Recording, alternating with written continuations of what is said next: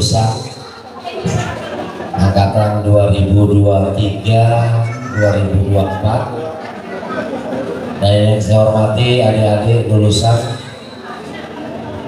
yang akan lulus pada hari ini. Alhamdulillah hari ini saya diundang. Beberapa minggu yang lalu sudah disampaikan dan saya sangat ingin datang ke sini. Walaupun pada hari yang sama saya juga diundang beberapa tempat, Pak. Tapi saya memilih ke sini karena apa? Pertama ada adik saya, ada Muhibin. Ya, alhamdulillah ini anggota DPRD Kabupaten Serang terpilih. Nah, beliau bilang, "Bang, ke tempat saya, Pak," katanya, "ada lulusan sekolah, bukan sekolah besar sih," katanya. "Bing," saya bilang, "nggak semua yang besar-besar itu harus kita datangi, justru yang kecil yang perlu kita datangi." Karena apa? Kalau yang udah besar ya cukup, kalau yang kecil ini yang harus kita dorong supaya menjadi besar.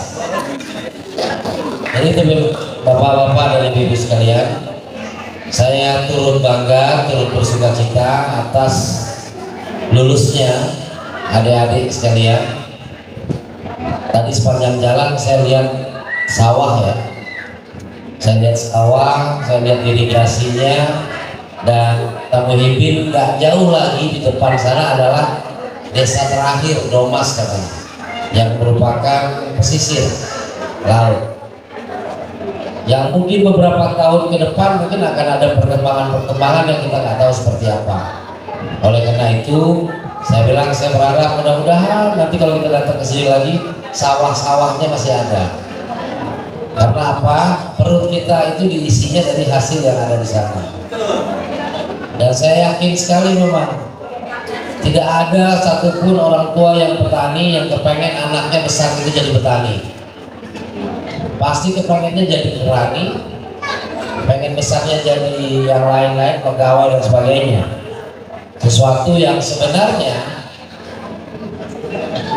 mesti kita diskusikan, bahwa keberlanjutan pertanian di kampung kita mesti ada. Anak-anak kita yang hari ini lulus, petani itu bukan pekerjaan yang tidak baik, justru petani itu pekerjaan yang baik. Tapi ilmunya harus kita tambah supaya hasilnya pun bisa membanggakan kita, membanggakan orang tua dan sebagainya. Bapak dan Ibu sekalian, saya mau izin, hari ini saya kurang sehat sebenarnya. Sebenarnya saya tadi basa-basi sama Ibin. Bin, gimana hari ini? Bapak kalau capek istirahat aja dulu. Saya lihat jam 7. Oh, acara kita jam 9, berarti kan kode keras, Pak jangan sampai gak datang kan gitu. Maka saya bangun. Saya nggak paham apa niat dan tujuan Ibin, yang intinya adalah Bapak dan Ibu, adik-adik khususnya, ini SMA ya Pak, rata-rata Pak ya, khususnya yang SMA, mudah-mudahan adik-adik semua punya peluang, punya kesempatan untuk bisa kuliah ya, dan mudah-mudahan ada rezekinya kepada orang tuanya. Ada berapa lulusan Pak? 17 SMA. Ini yang SMA mana? Ada rencana kuliah nggak? Sudah ada daftar belum? Nggak, berdiri, ini ngomong serius. Berdiri. Berdiri. Yang SMA 17 orang. Berdiri.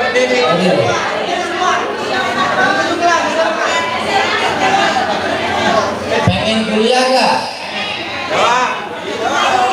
Pengen kuliah nggak?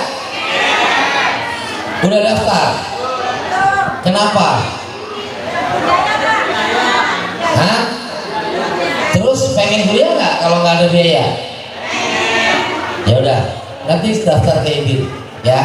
Kita carikan beasiswa untuk 17 orang ini Pak.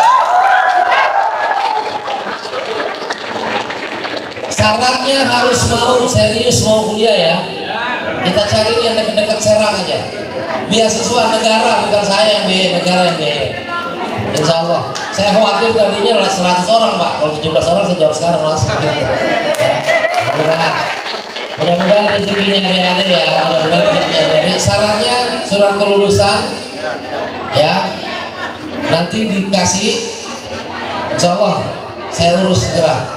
Program Indonesia Pintar juga, tapi insya Allah nanti kita urus. Karena apa? Saya pernah ngalami lulus SMA pengen kuliah nggak punya biaya. Saya pernah ngalamin setahun saya harus kerja dulu jadi kuli bangunan. Saya jadi kuli bangunan, saya nabung, saya bisa kuliah, dan alhamdulillah berikutnya ya saya sampai jadi ketua DPRD. Tapi teman-teman yang harus diingat, kuliah itu tujuannya bukan kerja, ya. Kuliah itu tuh menambah, meningkatkan isi kepala kita. Kalau kerja urusan rezeki, urusan yang maha kuasa. Jadi kalau teman-teman dasarnya sekolah, belajar itu tujuannya pengen kerja, siap-siap untuk kecewa. Jadi kalau kita kuliah, kita belajar segala macam, ikhlas dari hati. Saya kepengen bermanfaat, udah intinya itu aja. Soal rezeki, soal segala macam sudah disiapkan oleh Maha Kuasa. Ya, jadi nanti kalau saya pengen lihat serius atau tidaknya, nanti pendaftarannya itu melalui Pak Muhyiddin. Saya nggak banyak bisa cerita lain-lain. Saya hanya bangga aja kepada orang tua yang hari ini hadir. Memang ya terkait dengan kelulusan acara-acara seperti ini sedang jadi polemik. Ya, karena sekarang ini musimnya viral. Sedikit-sedikit viral, akhirnya apa? Pembuatan kebijakan akhirnya jadi tidak rasional. Sedikit-sedikit viral, orang dibuat jadi ketakutan. Pejabat bisa jatuh, bisa lengser hanya karena masalah viral. Sebenarnya yang lagi viral tentang kehadiran tokoh politik di dalam kegiatan seperti ini. Terus saya jawab, apa salahnya? Orang kan yang jadi tokoh politik hari ini adalah orang-orang yang pernah belajar sekolah SMP, SMA juga, dan kemudian dia belajar dan kemudian dia mampu berhasil menjadi tokoh, dan dia hadir dalam rangka memberikan yang namanya motivasi. Apakah motivasi itu politis? Enggak. Apakah motivasi itu ada niatan politik? Enggak. Kadang-kadang kita memotivasi kalau hadir dalam acara kayak ini cenderungan spontan. Karena apa? Karena kita juga pernah mengalami.